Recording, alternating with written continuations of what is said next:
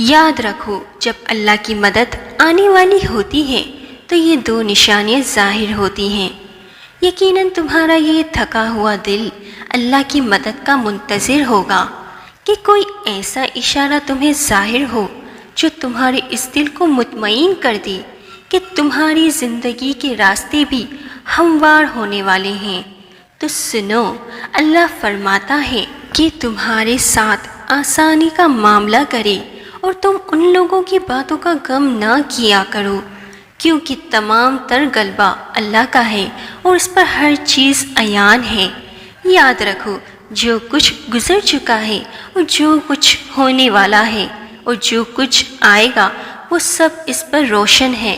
اگر تمہاری زندگی کے چند اوراق، چند کتاب ختم بھی ہو گئی ہیں، خراب ہو چکے ہیں، تو تم ڈپریشن میں مت آؤ، بے سکون نہ ہو۔ جان لو کہ کچھ اوراق اب بھی خراب نہیں ہوئے، کہ پوری کہانی اب بھی ہے۔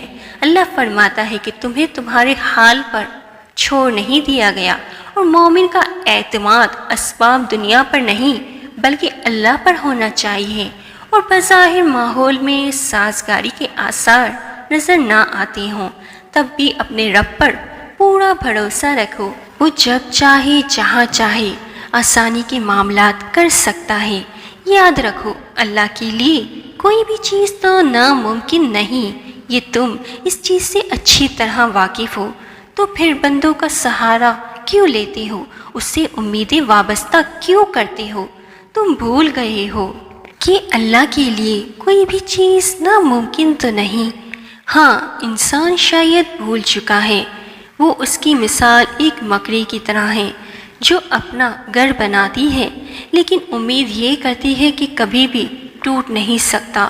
ہم انسان بھی اسی طرح امید لگاتے ہیں دوسرے انسانوں سے کہ وہ ہمارا اعتبار نہیں توڑیں گے، لیکن افسوس کی بات ہے جتنا اعتبار کرتے ہیں اتنا دھوکہ ملتا ہے۔ لیکن اللہ تمہارا ساتھ نہیں چھوڑتا، وہ تمہارا ساتھ ہر وقت دیتا ہے۔ یہ بات الگ ہے کہ اللہ تمہیں چن لیتا ہے کچھ امتحانوں کے لیے تاکہ تم اس کی ٹیسٹنگ پاس کر سکو۔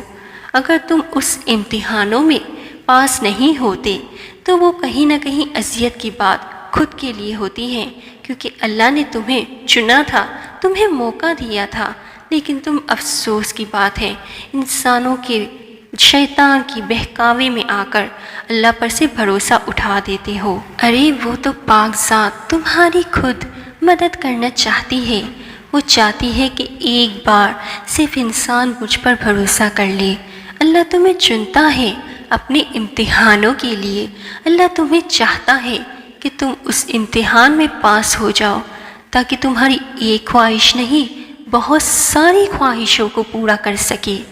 لیکن ہم انسان سمجھ نہیں پاتے، جس کو اللہ چنتا ہے، جس کی مدد کرنا چاہتا ہے، اس کے لیے کچھ نشانیاں کر دیتا ہے۔ اللہ پہلے تو تمہارے دل کو بالکل طریقے سے بالکل صحیح طرح مطمئن کر دیتا ہے، پھر مرحلہ بر مرحلہ تمہاری مدد کرنے کو فرشتے اتارتا ہے، پھر معجزے دکھاتا ہے، اور وہ انسان کا بھروسہ پوری طرح اللہ پر ہو جاتا ہے۔ یاد رکھو جو انسان اللہ پر بھروسہ کرتا ہے نا، اللہ اس کا بھروسہ کبھی بھی نہیں توڑتا۔ اس لیے اے مسلمانوں، صرف اللہ کی ذات پر بھروسہ رکھو، وہ تمہیں دھوکہ نہیں دے گا، لیکن انسانوں پر کبھی بھول کر بھی بھروسہ نہ کرو، کیونکہ کچھ انسان کے لیے ہم صرف کھلونا ہوتے ہیں۔ اس لیے میری دعا ہے کہ اے اللہ کسی انسان کا بھروسہ نہ ٹوٹے، اور کسی انسان کی امید کبھی نہ ٹوٹے۔ جو انسان جس مقصد کے لیے دعا کر رہا ہے اللہ اس کی ضرور قبول کرنا۔